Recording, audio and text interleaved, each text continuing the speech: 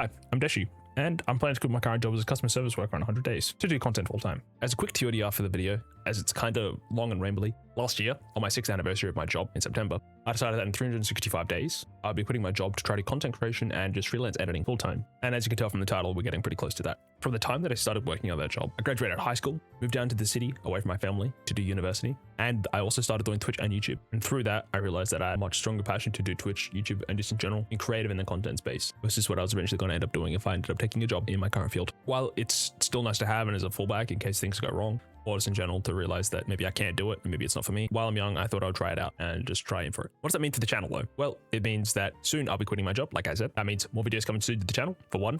Two, I'll be unemployed, so that'll be interesting. I know it seems like this video is very random and out of nowhere. The last video that came out on this channel was like over 12 months ago, so you probably think I've been in a coma or something like that. But yeah, a lot of the videos are probably going to be Pokemon related, so if you like those, stay around. There's also some non-gaming content like cooking and drawing, and hopefully stick around for those too. They're pretty fun. They're all streamed on my Twitch. If you like that kind of stuff, let me know, leave a like. And if you have any other ideas of what you would want me to stream or put up for my YouTube channel, just feel free to let me know as well in the comments. While I was really close to scrapping this video, I thought I'd still post it anyways. I'll just give a little bit more of a backstory about me, and in general, just talk about my life a little bit, if you care about that. Again, it's kind of rambly and it's kind of bad. Apologies for that. More videos coming soon, basically. But yeah, bye. While this video is mostly about me and my journey, I decided to have something on the background to watch, so here's some Slay the Spire in case you get bored.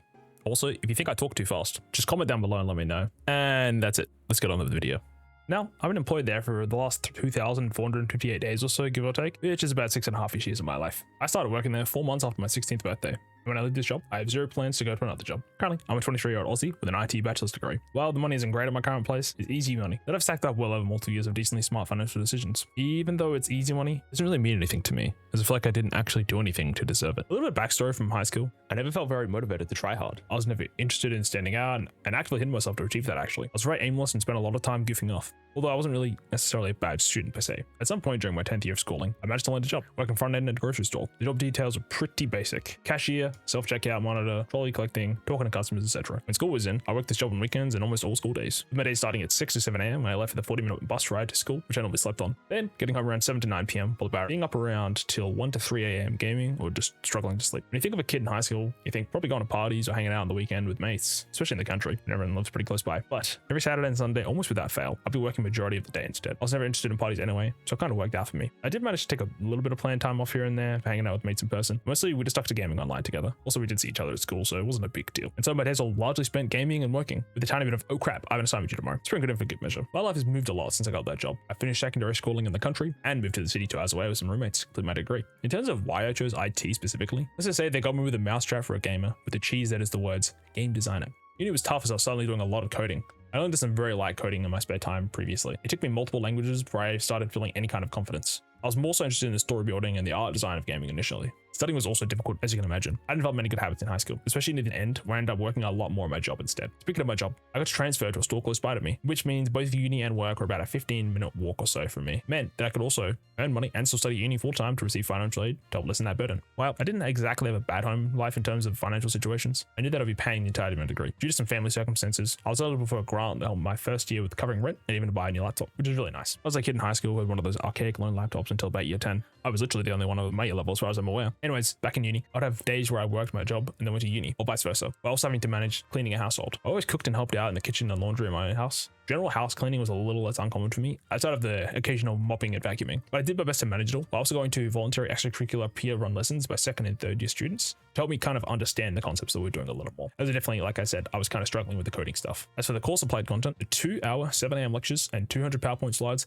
definitely had me struggling to stay awake a lot of the time. At least got my sleep in. It was also around this time though where I began watching a lot more YouTube and being more online in general. Mostly because I was getting distracted from the work at uni. Unfortunately, I mean, it was like that I played Bloons out of Fence 6. So anyways, speaking of Wi-Fi, back in the country, our house had about 10 gigabytes of Wi-Fi per month for most of my life. Because it's such a small amount, it was only to be used for the important things. I still managed to figure out how to get in without anyone knowing I was there when I was younger. Wouldn't be a nerd if I couldn't do that. Anywho, in my final year or so in high school, we did end up getting unlimited internet, where I was exposed to a lot more online content, such as YouTube. I had heard of Twitch, but didn't become more into it until about my second-ish year of university. Around the middle of my first year of uni in 2021, I got into the idea of pursuing content creation. I watched a lot of content that helped me during tough times, even though technically I shouldn't have access to it because, again, we had the Wi-Fi thing. Besides the point, I figured if I could help someone else make their day a little better, better or act as a distraction to the noise of life for someone else, it'd be like giving back in a way. And also just in general build a community to people that I could talk to hang out with. And maybe one day I thought I'll make the content creation path full time as an option instead. So I researched and studied all things streaming. So just OBS settings, mics, cameras, content ideas, anything that would help me be a little more professional when I started. On January 6th, 2022, I had my first ever live stream on YouTube. I attempted to beat Pokemon with only normal types. Not a Nuzlocke, just beat it with normal types. So thrilling, I know. Yeah, I don't know what I was cooking with that idea. I just wanted to just get something out there pretty much at that point. Anyways, all the prep I had, I was nervous as hell and awkward. All the planning didn't really do much, as it meant nothing in the face of real experience of hitting that go live button. By the way, if you're wondering, all my old VODs are technically still up to this day to say, hey, look how far you've come. Although this does mean the Vtuber face reveal I eventually post is totally going to be clickbait because my face is already out there. But I'm just some guy, so it doesn't really matter. Anyways, I have some spotty streams through 2022. I beat a few games on stream, where I then took an extended break from July to September 2022. Prioritized uni and went back to the viewer side of streaming, and then eventually found my way to Twitch. I mostly lurked at first and started getting really chatty to the point that I'm like, I should probably get like a timeout or something. The amount of spam I feel like I'm doing,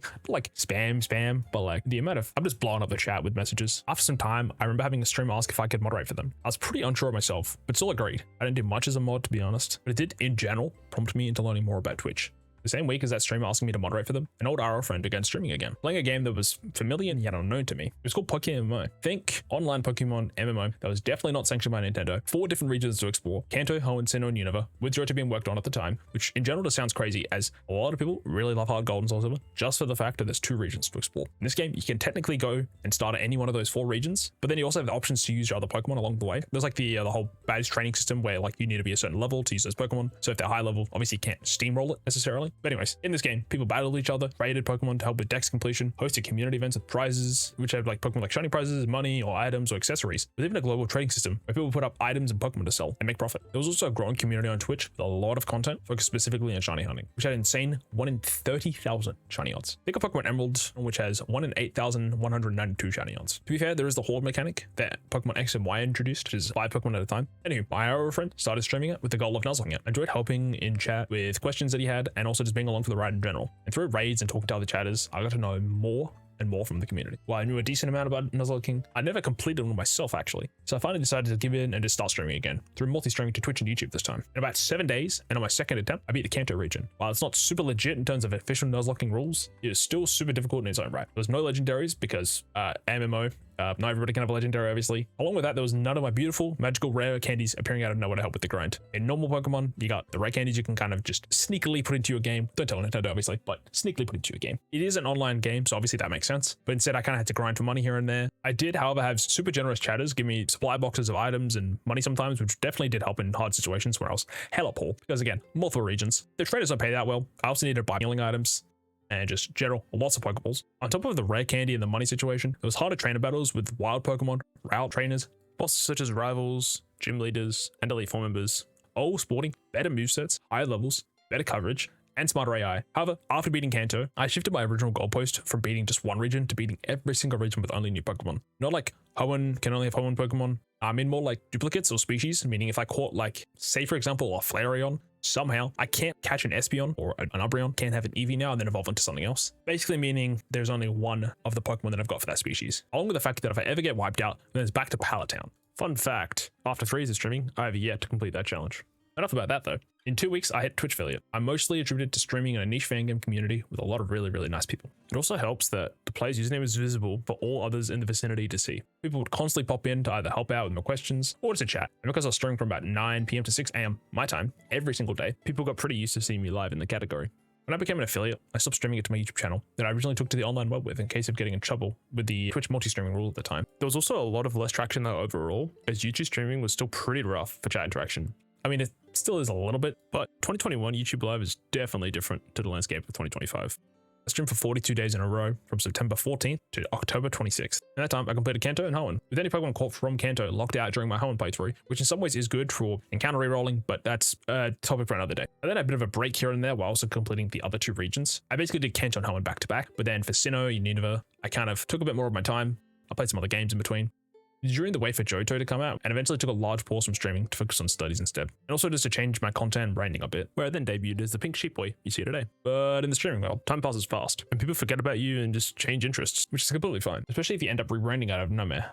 Especially if you end up rebranding almost out of nowhere like I did. From playing pretty much the exact same game every day with meeting lots of passbys and people to hang out with, having fun, the streams that were a lot more empty, it made it a lot more difficult to keep going. The people that did shop where they had no reason to, it did really empower me to keep going. Having that break where I did see the numbers drop off like a cliff was eye-opening and made me realize that streaming is just understandable in the grand scheme of things.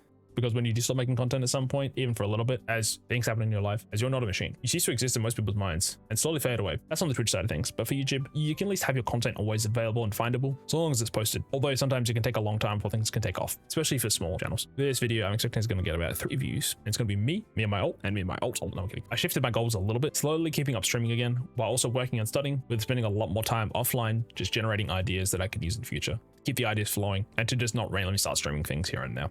Fast forward though, 3 years, it's now June of 2024, and to me, it was honestly the hardest month of my life. I was in the final stages of my degree, which are pretty much every single assignment and project piece due around the same time. There was many long nights in Unity and Blender, making assets while helping my teammate with the game project for a client work that we spent the entire semester on. And don't forget that I also finished with a 1 hour, no notes presentation, where we both got about 2 hours of sleep. Along with that, I had to plan a trip with friends to another state for a few days, where I flew out on the day of an online exam a couple hours later, while recovering with sickness, along with having an issue that made me deaf in one side temporarily, but weeks prior, along with a 7-hour standby in this airport due to a cancelled flight. On top of that, worrying about a final group project when I came back from the airport. Safe to say, June made me want to jump off a cliff in Minecraft and forget the water bucket. But I got through it all, and a 2-man team even got one of the highest scores with the client work.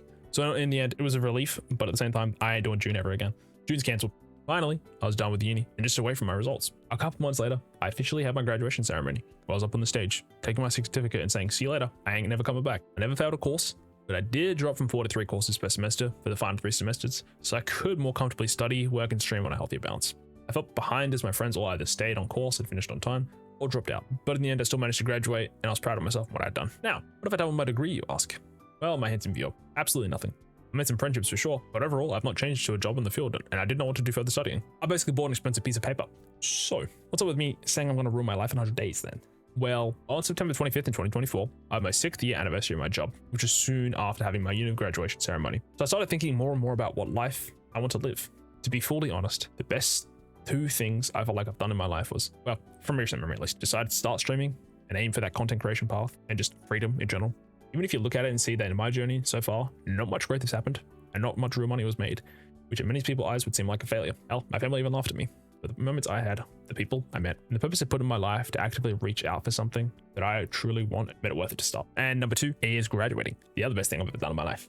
This is more so for the physical, emotional, mental side, because I finally had time to really take a look at myself and try to better understand how I felt. I started going on walks, having a better relationship with myself, not being so negative in my head, which definitely helped me a lot, having the rare occasional meal out instead of always saying no, running and walking daily, having better sleep and eating patterns.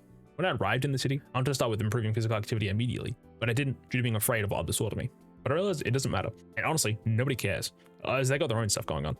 I started appreciating life a lot more and decided that I want to start living life instead of just surviving it, which I'd been doing up to that point is what it felt like in my head. I started writing weekly reviews and content plans to help keep myself on track, consistent stream schedules every week as well, making sure that I actually know what I was doing on that day. But one thing kept feeling like a hitch in my plans. That job that I hate. That job which felt as if it was stealing the creative energy straight from my body. The job which made me wonder how anyone could willingly stay here forever and do this. The job that also supported me. It kept financial worry outside of my head where I could accrue money while at uni. That also helped me light a fire under me to take action so I didn't stay there forever. And lastly, the job which gave me a lot of experience dealing with people, both angry and nice. So on that 6th anniversary day, I went to my calendar and went 365 days forward, wrote a message and attached it to my home screen titled quitting. Very dramatic, I know, but it needed to be done. I had a couple people around me IRL ask why didn't I just quit immediately when I decided on that? The truth was that in the terms of financial stability of the world at the time, rent had been going up, prices of food had been going up recently, things just in general seemed to be going up. It just didn't seem like a great idea. I wanted to give myself a larger seatbelt of stability in case things just really didn't end up well. Plus with the fact that I already planned to quit on my 7th year anniversary, it felt a little bit like a cop-out by not making it there. Although I did have some mental crash out months, I swear honestly, without giving myself that end in sight, I felt like bedrotting would have been a likely alternative. The time I allowed myself by not immediately leaving gave me that ability to experiment daily with routines, to brush up on financials, to learn Excel a little bit, to know where my money's going in and out, to calculate the monthly requirements that I need to hit so I don't go in the red, subscriptions that I didn't need that I cut, and to pack away extra money in general just so I don't burn through savings too fast. I realized that I put a lot of my content blaming some work as well, making me tired or demotivated, which is excuses really. Along with a combination of a 10 years too old bed at the time with terrible sleeping patterns didn't help though. I had days where the ball was constantly rolling, where I would wake up to edit before work at 5 to 6 a.m. Some days were tidal waves of progress, and others were like Mark 5 winds pushing me back. Some people would go to work and come home and work towards their dreams. I normally came home from work and either streamed, lazed around playing games for way too long, or consumed content until the day was over. But I didn't want to live with regret. I worked towards fixing that actually. I've decided against keeping a smartphone completely and dropped down to a flip phone. Unfortunately, it's much more difficult to manage downgrading, especially when my workplace requires GPS to sign in. And let me tell you, my QA0 flip phone doesn't do that too well. At the moment, I just manage my screen time and monitor it in terms of being unproductive on PC and mobile. Basically treating my smartphone as a tablet. Normally I just lock it away and use my flip phone where possible. As I say right now, my phone has been locked away for about 8 hours. So I've got a much better relationship with it now, which is nice.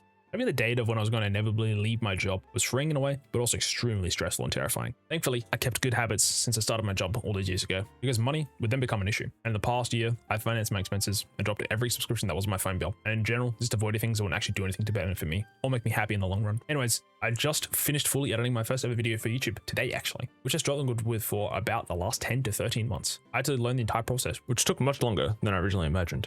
Some weeks or days I'd be very productive, and then sometimes I blink and it's been a month, wondering where the time went. I ended up solving my issues kind of, which for me was just sort of giving myself a daily list that I plan out the night before. That way I just know what I'm doing every day. At the end of my current project, I can see the flaws, and the feeling that if I started it again from zero with my current skill set, I could do it in 2 weeks at most. It really puts in perspective that the wall of self-doubt I'd created was massive. I felt like the video would never come out. Maybe that's what I wanted. And that there was no real light at the end of the tunnel. But the solve wasn't some motivational speech or having reached an enlightenment or having a coach tell me what to do. I just decided to start genuinely committing to my dreams, which started with taking my time more seriously, managing my gaming hours for the first time in my life, allowing a certain amount of time to play games per week, which encompassed the stream time, collabs, gaming with mates, all by myself.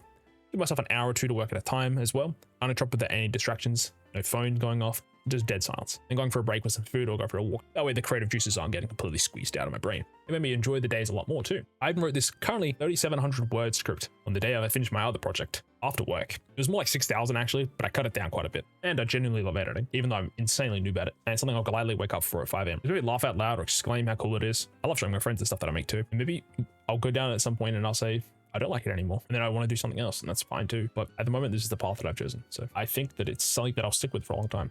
I know that it might not be the smartest decision financially, what I'm going to do.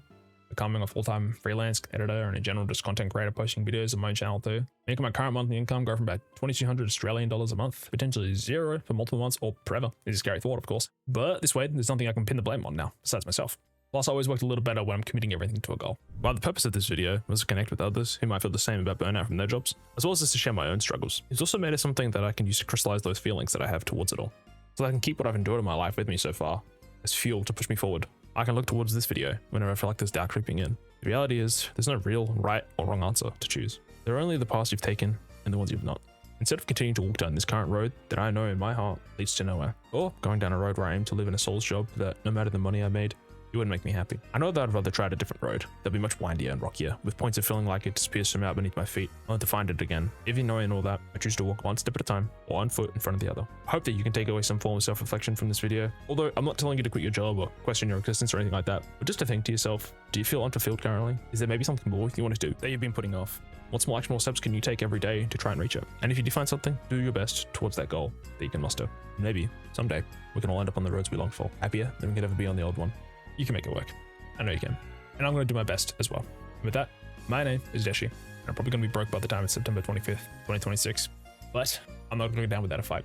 While I'm scared for quitting this job, in my eyes, what would ruin my life more is to not give myself the chance to take the leap of faith and for my goals. Anyways, goodbye. Bye.